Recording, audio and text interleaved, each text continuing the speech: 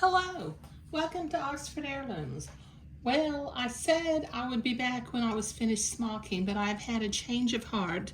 I felt guilty and thought that, well, maybe somebody's making a bishop dress for the first time.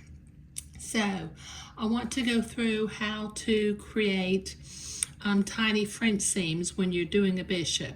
Now, the first thing that I do when I'm doing these seams on a bishop is that I pin all four seams all at the same time, because I need the first seam to be on one side of the fabric and then the second seam to be on the other side of the fabric. And there's really nothing more frustrating than realizing you've made one French seam backwards and you have to take out some tiny little stitches and potentially damage the raglan seam. Okay, so I'm going to do this one at a time. I'm going to sew the first pass of the front seam at about 1/8 of an inch, maybe even close to 1/16 of an inch. Okay, so I'm going to drop my needle. I think that's a little bit big. Let me make sure I'm going in at about 1/8 of an inch. Okay, there we go. Okay, so I'm going to sew the first seam at about 1/8 of an inch, maybe even a little bit smaller.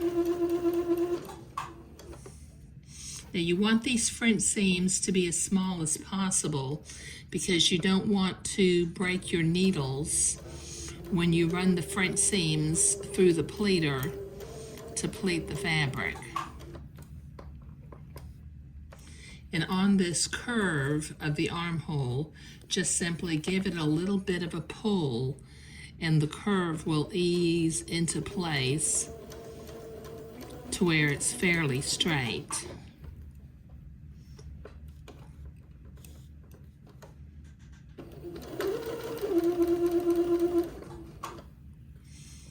Take pins out as you come to them so that you don't break a needle or mess up your bobbin housing.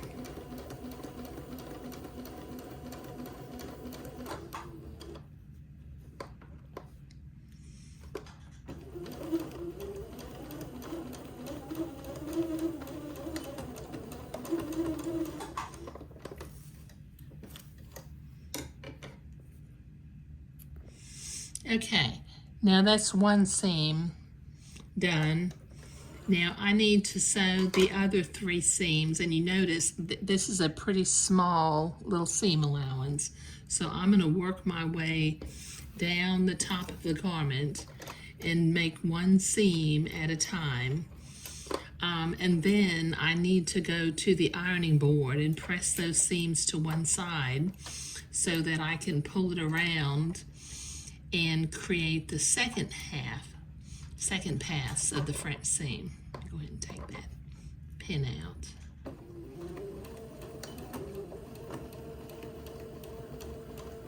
Okay, so I'll do the rest of these seams off camera and I'll go to the ironing board and press my seams, and I'll be back when I'm ready to sew the second pass of the French seam. Okay, I've been to the ironing board and I pressed my seams, and I've already been back to the sewing machine and I have created three of the final passes of the French seams, and I was able to keep that seam very, very small. So over here I've got one more seam to do. So I'm going to finger fold the fabric to where the right sides are together. Bring this in and drop the needle where it's about 3/16 of an inch. Now in just a minute I'm going to finger fold the rest of this seam.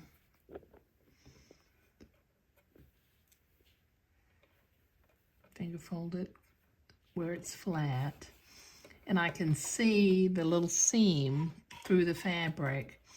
So I'm going to go back and forth right up at the top just to keep the seam from opening up. And I'm sewing at about 3/16 of an inch, very, very close to the original edge of the fabric that I can see through.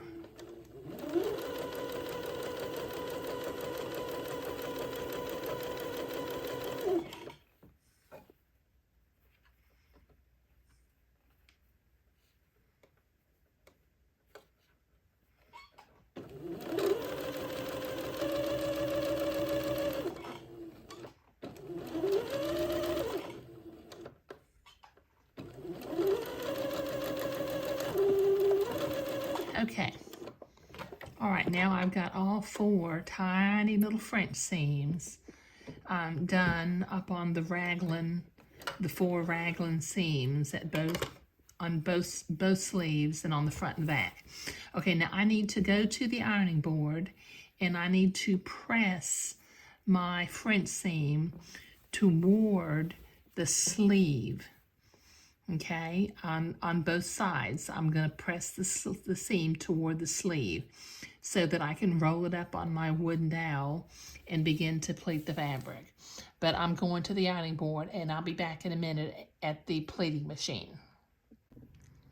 Okay, so I've been to the ironing board. I pressed all of the fabric to get some of the creases out because I pressed it before I cut the fabric out, but it was I still had some creases in it. One of the things that I did when I was taking the pattern pieces off before I sewed the French seams was I marked the center front of the dress, and I also marked the center bottom of each of the 2 sleeves. I'll need those markings later on. So I'm going to put my wooden dowel into my pleating machine. Okay, I have, like I think I mentioned before, my smocking plate has 8 rows of smocking, so I have exactly 8 pleating threads in my pleating machine. Now I'm going to line up the top of the fabric 1/2 of the way between needle number 8 and needle number 9. Okay, there's actually a groove where a needle could go in there halfway, and I'm going to follow this groove with the top of the fabric. And I'll begin to turn the crank and feed the fabric through the pleater. When I get to my French seam, I'm going to stop and make sure that it is pointed toward the sleeve. And then when I put the French seam through the pleating machine, here comes the seam now. Okay, when I put the seam through the pleating machine, I will go slowly so as not to break a needle, because the French seam gets a little bit thick. Okay, there, I successfully got past that seam. Okay, every once in a while I have to stop and pull the fabric off of the needles, because even though the Swiss Batiste does pleat up like putting a knife through some soft butter, it doesn't just naturally fall off of the needles. Okay, so let me continue to feed my fabric through the pleater.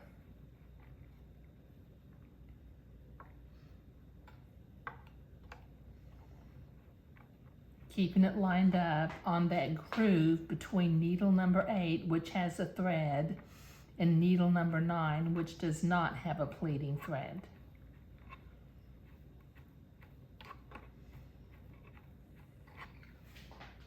And you can see down here at the bottom of the sleeve where I had a little blue mark. That's halfway along the bottom of the sleeve.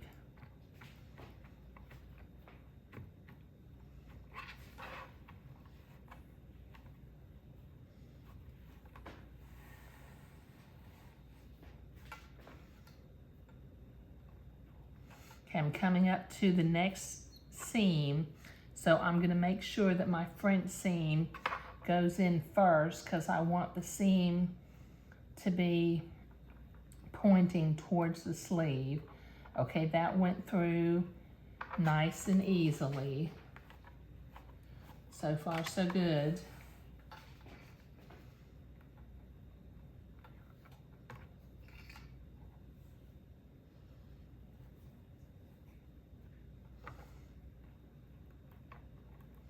And continue to follow that groove at the halfway mark.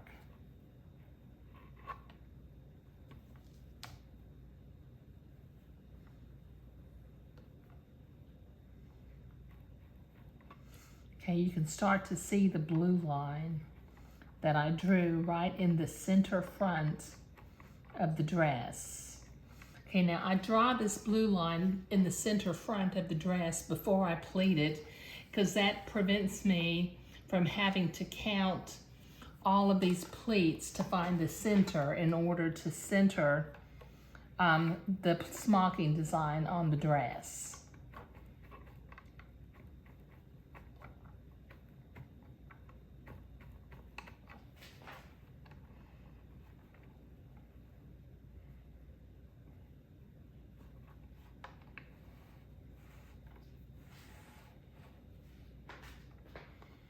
Okay, when I come up to the next seam, it should be pointing away from the groove that it's going into. I want it to be pointing towards the next sleeve. So here comes the next seam. So I'll make sure that that front seam stays pointed toward the sleeve as I feed it through the machine. There we go.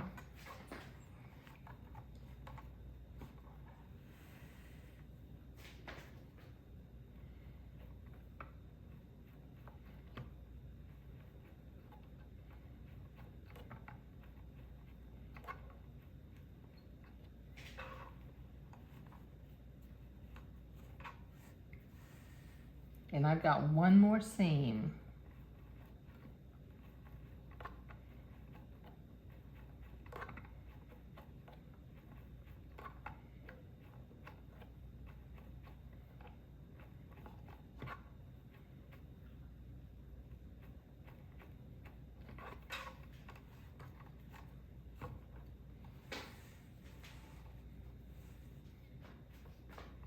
Here comes the last seam, so let me make sure that it stays pointed toward the sleeve as it goes through the machine.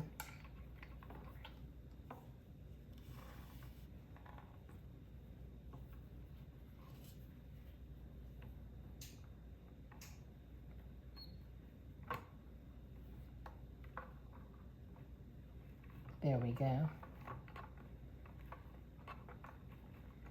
And continue to feed the fabric through where it's at the level between needle number 8 and needle number 9.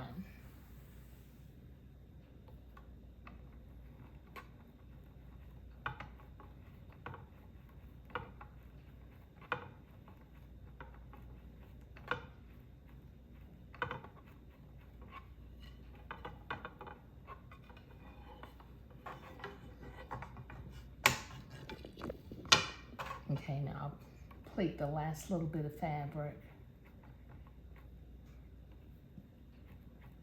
There. Okay, now I'm going to very carefully take it off all of the needles, take all the fabric off the needles.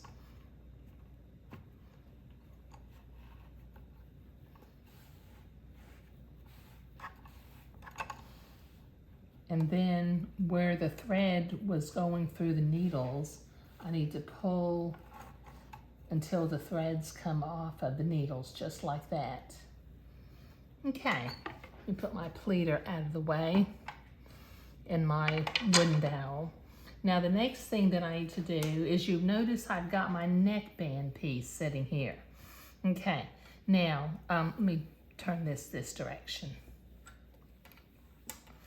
Okay, now from the back of the dress, okay, on this, well, let's see, from the back of the dress, on the right side of the back of the dress, I want to pull the pleating threads out to where I have about 1 inch that is not pleated. Let me get my threads.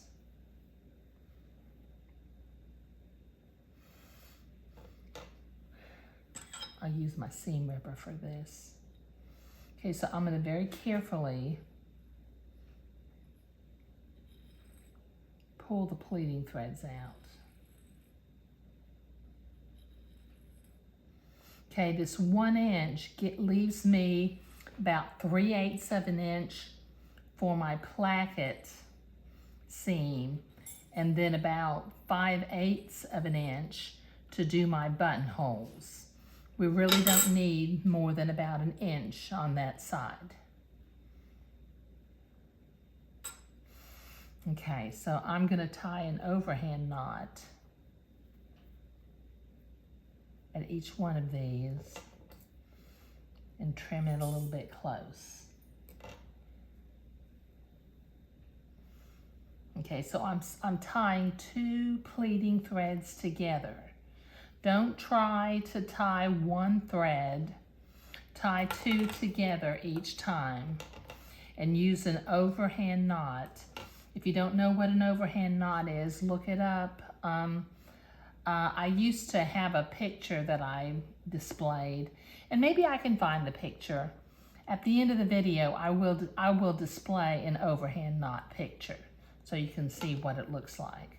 But it's a simple knot.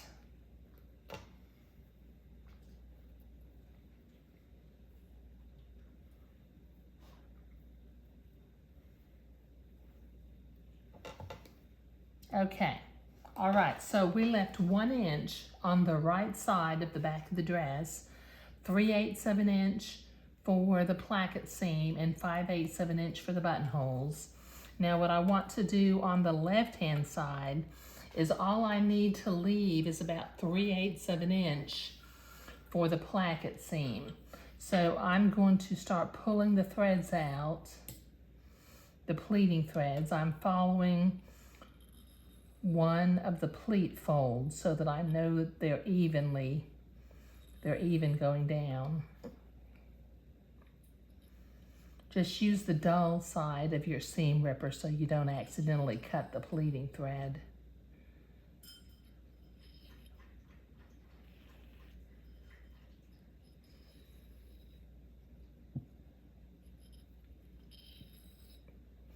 Okay, now what I want to do is I want to pull these pleating threads and gather the fabric close to the other end. Okay, now it's just about the right size. I want it to be the same length as the neckband piece.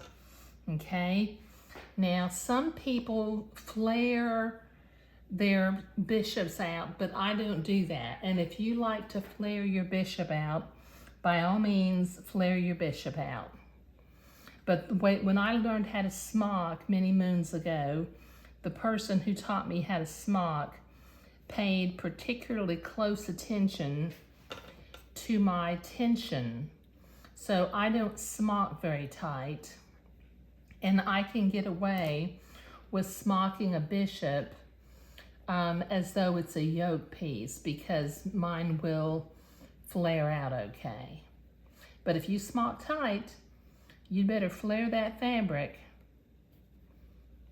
and use a blocking board if you have one.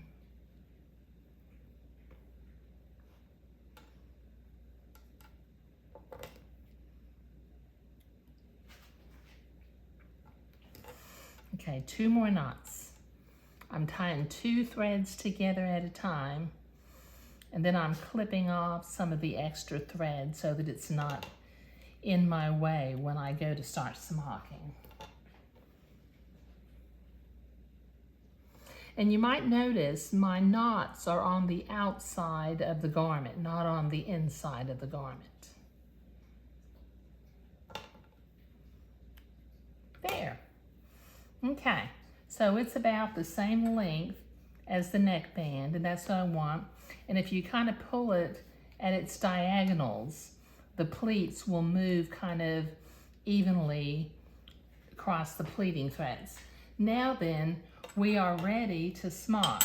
Now what I'll have to do is right here in the center front, I've got my blue line, so that will be the center of my smocking, and I'll center my smocking design, like for instance, let me move those threads. Okay, let's see.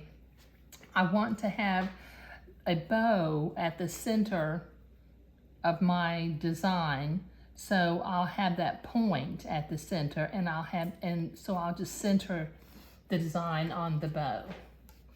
Okay, all right, so that took a little bit longer than I expected it to, but like I said, I felt guilty about not showing how to do the French seams and how to smock or how to pleat the fabric. And just in case this is somebody's first time making a bishop dress, now I have walked through all the instructions. Okay, thank you.